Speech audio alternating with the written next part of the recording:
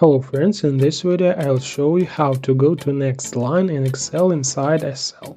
Like and subscribe to support this channel. Let's get started.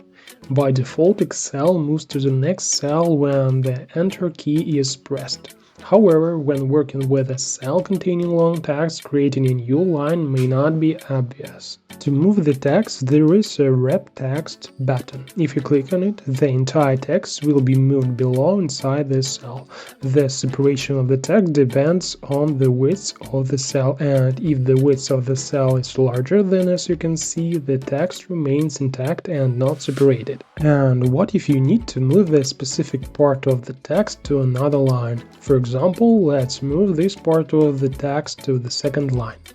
Put the cursor in front of the first letter of the word where the separation will begin and press the keyboard shortcut Alt plus Enter. Now, having expanded the cell, we see two parts of the text on different lines as we need it. Now you know a little more. Thanks for watching.